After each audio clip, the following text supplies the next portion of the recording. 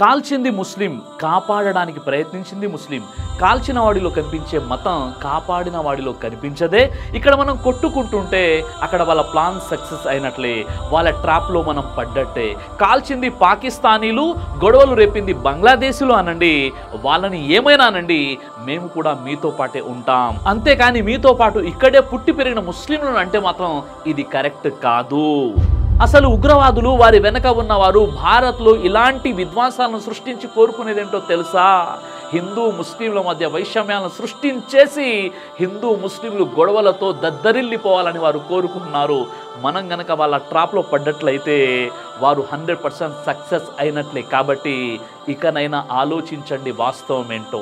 కశ్మీర్లో జరిగిన ఉగ్రవాద చర్యను తీవ్రంగా ఖండిస్తూ ఎంతోమంది ముస్లింలు రోడ్ల మీదకి వచ్చేసి ఈ ఉగ్రవాద చర్యను అత్యంత హేయమైనటువంటి చర్యగా భావించి వారు రోడ్ల మీదకి వచ్చేసి క్యాండిల్ ర్యాలీలు తీస్తూ చనిపోయినటువంటి ఆ వ్యక్తులకు వారి యొక్క సంతాపం కూడా తెలియజేస్తున్నారు. ఇలాంటి విషయాలు మీకు కనబడడం లేదా?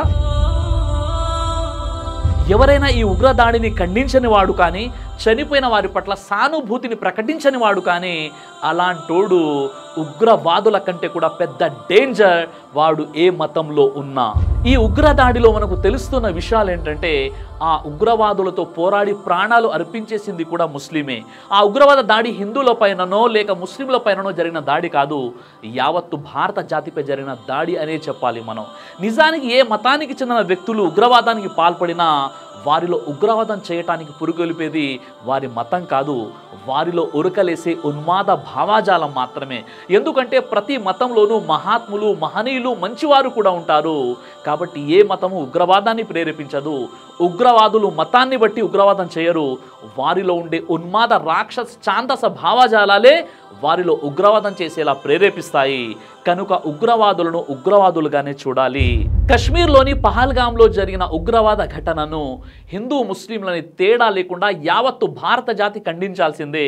అయినప్పటికీ పహల్గామ్లో మత ఉన్మాదులు పాల్పడ్డ ఉగ్రవాదానికి కొందరు మతం రంగు పులవటమే కాక సోషల్ మీడియాలో యాంటీ ముస్లిం పోస్టులు పెడుతూ హిందూ ముస్లిం విద్వేషపూరిత రాజకీయాలు చేయటం మొదలుపెట్టేశారు. పహల్గామ్లో జరిగిన ఉగ్రవాద దాడిని బట్టి యావత్తు ముస్లిం సమాజాన్ని బాధ్యులు చేసేసి కొందరు వేరుపాటువాదులు జనాల మెదల్లో విద్వేషాన్ని పెంచే పనిలో బిజీ అయిపోయారు.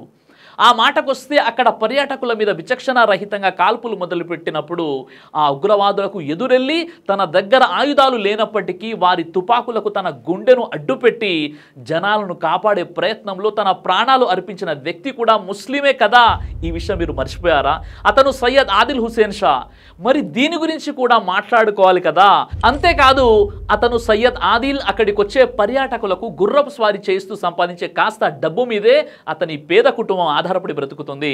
కానీ అక్కడ ఆ రాక్షసులు కాల్పులు ప్రారంభించినప్పుడు అతని కుటుంబ పరిస్థితి గుర్తుకొచ్చి పారిపోనూ లేదు. ఆ ఉగ్రవాదుల తుపాకులను చూసి భయపడనూ లేదు. తాను చనిపోతున్నానన్న విషయం తెలిసి కూడా అసాధారణ ధైర్య సాహసాలను ప్రదర్శించి కనీసం కొంతమందినైనా కాపాడాలన్న లక్ష్యంతో వారి తుపాకులకు అడ్డు నిలబడి తన ప్రాణాలు అర్పించేశాడు ఆదిల్. కాల్పులు జరుపుతున్న ఓ ఉగ్రవాది చేతిలో తుపాకిని లాక్కోవడానికి ప్రయత్నిస్తూ తన ప్రాణం వదిలేశాడు.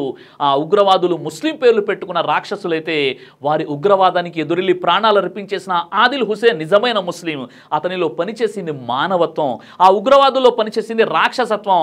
ఇప్పుడు ఎవరిలో మతం పనిచేస్తుంది, ఎవరిలో మతోన్మాదం పనిచేస్తుంది? ఒక్క మూర్ఖుని బట్టి మొత్తం ఆ జాతిని విమర్శించే మూర్ఖులకు కనీసం కొద్దిగైనా బుద్ధి పనిచేస్తుందా? దీని గురించి కాస్త ఆలోచించాలి. మరి కశ్మీర్లో మతాన్ని చూసే ఉగ్రవాదానికి పాల్పడ్డారా? అవును, ఒక్క కాశ్మీర్లోనే కాదు, గతంలోనూ మణిపూర్లో మతాన్ని చూసే ఉగ్రవాదానికి పాల్పడింది. గతంలోనూ మతాన్ని చూసే మసీదులను కూల్చేసి అక్కడ కాషాయ జెండాలు పాతేసి ఉగ్రవాదానికి పాల్పడింది.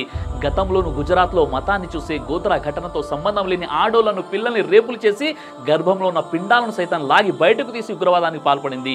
అవును, గతంలోనూ అజ్మీర్ దర్గా, మాలేగాంలో సంజోతా ఎక్స్ప్రెస్లో మతాన్ని చూసే బాంబులు పెట్టి అనేక మందిని పొట్టన పెట్టుకున్న ఉగ్రవాదానికి పాల్పడింది. ఇంకా మ్యాంగ్లూరులో, ఎయిర్పోర్ట్లో, కేరళ పోలీస్ స్టేషన్ వగైరా అనేక చోట్ల ఉగ్రవాదానికి పాల్పడింది కూడా మతాన్ని చూసే ఈ దుర్మార్గులు. ముస్లింలందరూ టెర్రరిస్టులు కాదు, కానీ టెర్రరిస్టులు అందరూ ముస్లింలే అంటూ వాట్సాప్ స్లోగన్లు చెప్పుకొని సంతృప్తి చెందేవారు ఈ ఉగ్రవాదులంతా ఎవరో గూగుల్ చేస్తే అర్థమైపోతుంది మీకే. ఈ విషయాన్ని కాస్త ప్రక్కన పెడితే వీరంతా మతాన్ని చూసే ఉగ్రవాదానికి పాల్పడినప్పుడు మరి ఉగ్రవాదానికి మతం ఉండదని కొందరు చెబుతున్న మాట అబద్ధమా? ఈ ఉగ్రవాదులంతా ఉగ్రవాదానికి పాల్పడింది వాళ్ళ మతం కోసమే కదా అన్న ఓ ప్రశ్న ముందుకొస్తుంది. దీన్నే కాస్త విశ్లేషించాల్సి ఉంటుంది. ఇంతకు ఉగ్రవాదానికి తలపడే వీరంతా నిజంగా మతం తలకెక్కి ఉగ్రవాదానికి తలపడినోళ్ళ, లేక మతోన్వాదం తలకెక్కి ఉగ్రవాదానికి తలపడినోళ్ళ అన్నది ఆలోచించాల్సి ఉంటుంది. నిజంగా మతం ఉగ్రవాదాన్ని ప్రేరేపిస్తే సమాజంలో ఏదో మతంలో ఉండే 95% మంది వ్యక్తులు రోడ్ల మీద గన్నులు, బాంబులు, బ్యాగుల్లో పెట్టుకొని కనపడిన ప్రతి ఒక్కరిని చంపుకుంటూ తిరిగే జాంబిల్లాగా తయారై ఉండేవారు. కానీ ప్రతి మత వర్గంలోనూ చెడ్డ వ్యక్తులతో పోల్చుకుంటే మంచి వ్యక్తుల సంఖ్య అత్యధికంగా ఉంటుంది. మరి ఉగ్రవాదులంతా ఉగ్రవాదానికి పాల్పడేది వాళ్ళ స్వంత మతం కోసమే కదా? దీనికి సమాధానం కాదు, ఎంత మాత్రం కాదు. తమ స్వార్థ ప్రయోజనాల నిమిత్తం మతం అనే కార్డును అడ్డం పెట్టుకొని వారు ఉగ్రవాదానికి పాల్పడడం జరుగుతుంది. లేదా మతోన్మాదం తలకెక్కి రాక్షసులుగా మారి ఉగ్రవాదానికి పాల్పడడం జరుగుతుంది. అల్ ఖైదా, ఐసిస్, ముజాహిదీన్ వగైరా ఉగ్రవాద గ్రూపుల్లో ఉండేవారంతా ప్రపంచ రాజకీయ ప్రయోజనాల నిమిత్తం పెంచి పోషించబడే పెంపుడు కుక్కలే. వారు ఉగ్రవాదాన్ని చేయడానికి మతాన్ని కేవలం అడ్డు పెట్టుకోవడం జరుగుతుంది.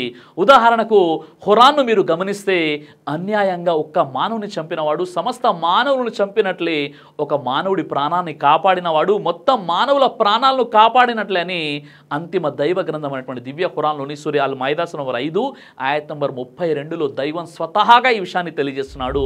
ఈ విధంగా ఖురాన్ చదివి ఒక ముస్లిం అనుసరిస్తే అతను ఈ వాక్యాన్ని బట్టి ఉగ్రవాదాన్ని ప్రక్కన పెడితే ముందు ప్రజల ప్రాణాలు కాపాడే మహాత్ముడిగా మారిపోతాడు. జాగ్రత్త!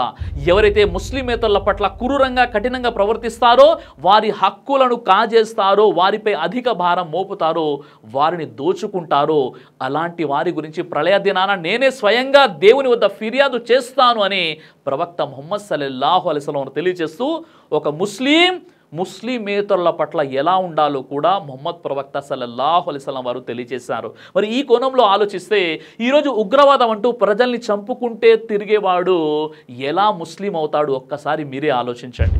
ఒక్క వ్యక్తిని అన్యాయంగా చంపితే సమస్త మానవులను చంపినట్లే అనే హెచ్చరికను బట్టి మతాన్ని చూసి చంపడం ప్రక్కన పెడితే అతను ముస్లిమేతరుల పట్ల వినయంగా ప్రవర్తించే ఉత్తమ ముస్లింగా మారిపోతాడు. ఏ ముస్లిం అయినా ముస్లిమేతరుల పట్ల అన్యాయంగా వ్యవహరిస్తే రేపు తీర్పు దినం రోజు నేను ముస్లిమేతరుల పట్ల న్యాయవాదిగా నిలబడతానని ప్రవక్త ముహమ్మద్ సల్లల్లాహు అలైహి వసల్లం వారు చేసినటువంటి హెచ్చరికను బట్టి మతాన్ని చూసి చంపటం ప్రక్కన పెడితే అతను ముస్లిమేతరుల పట్ల వినయంగా ప్రవర్తించే ఉత్తమ ముస్లింగా మారిపోతాడు. ఏ వ్యక్తి అయితే దైవం కొరకు తన హృదయంలో మెదిలే చెడులతో పోరాడుతాడో అతడే వాస్తవంగా జిహాద్ చేసినవాడు అన్న ప్రవక్త ముహమ్మద్ సల్లల్లాహు అలైహి వసల్లం వారి ఆదేశాన్ని బట్టి జిహాద్ అంటూ ఉగ్రవాదం చేయటం ప్రక్కన పెడితే అలాంటి వ్యక్తి ఒంటరిగా ఉన్నప్పుడు సైతం చెడులకు పాల్పడకుండా ఒక ఉన్నతమైనటువంటి ముస్లింగా మారిపోతాడు. మరి ఇంత గొప్ప నైతిక ప్రవర్తన నేర్పుతున్న ఇస్లాం ధర్మంలో పుట్టి కూడా ఇస్లాం విలువలకు వ్యతిరేకంగా ప్రవర్తించే కొందరు ఇస్లామిస్ట్ టెర్రరిస్టులు అన్న పేరు సంపాదించుకోవడం వెనుక వారి మతం పనిచేస్తుంది అనుకోవాలా? వారి అజ్ఞాన, మూర్ఖత్వం, రాక్షసత్వం పనిచేస్తుంది అనుకోవాలా? ఇదే సూత్రం ఇతర మత వర్గాల్లో ఉగ్రవాదం చేసేవారికి కూడా వర్తిస్తుంది. కాబట్టి ఖచ్చితంగా ఉగ్రవాదానికి మతం లేదు అని మాత్రమే కాదు, ఏ మతంలోనూ ఉగ్రవాదం కూడా లేదు అని కూడా చెప్పాల్సి ఉంటుంది. కానీ ఉగ్రవాదానికి పాల్పడే వారంతా ఏ మతానికి చెందిన వారైనప్పటికీ స్వార్థ ప్రయోజనాల నిమిత్తం రాక్షసత్వం, ఉన్మాదంతోనే ఉగ్రవాదానికి పాల్పడడం జరుగుతుంది తప్ప వారి మతం వల్లనో మతం కోసమో పాల్పడడం జరగదు. అత్యంత హేయమైన ఈ సంఘటన పట్ల ఒక భారతీయ పౌరుడిగా నేను తీవ్రమైనటువంటి బాధను, సంతాపాన్ని వ్యక్తం చేస్తూ నేను కోరుకునేది ఏంటంటే ఇకనైనా ఈ ఉగ్రవాద భూతాన్ని పూర్తిగా అంతం చేసేలా ప్రభుత్వాలు గట్టి చర్యలు తీసుకోవాలి. హిందూ ముస్లింలు కలిసి జరిగిన సంఘటనను తీవ్రంగా ఖండించాలి. జై హింద్. దైవ ప్రవక్త ముహమ్మద్ సల్లల్లాహు అలైహి వసల్లం వారు తెలియజేశారు, కడుపుకు సంబంధించినటువంటి అన్ని రకాల వ్యాధులకు అద్భుతమైనటువంటి ఔషధం తల్బీనా. ఇది దైవ ప్రవక్త వారి సున్నత్, మంచి ఆహారం, ఇమ్యూనిటీ బూస్టర్, ఇందులో షిఫా ఉంది. ఇది మంచి ఔషధంగా కూడా పనిచేస్తుంది. కాబట్టి పిల్లలు అయినా పెద్దలు అయినా ఎవరైనా దీనిని ఉపయోగించవచ్చు.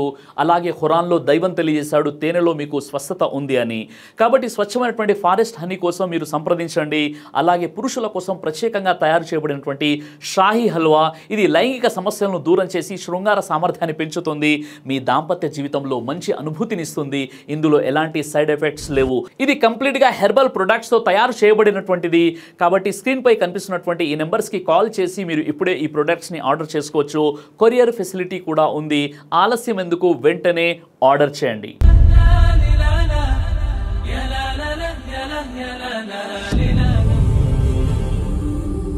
బ్రదర్ సిరాజ్ అని యూట్యూబ్ ఛానల్ని మీరు సబ్స్క్రైబ్ చేసినట్లయితే ఇన్షాల్లా దేవచిత్తం అయితే మీకు వీడియోస్ వస్తుంటాయి. అదేవిధంగా బ్రదర్ సిరాజ్ అనేటటువంటి ఫేస్బుక్ని కూడా లైక్ చేయడం వల్ల మీకు వీడియోస్ వస్తుంటాయి.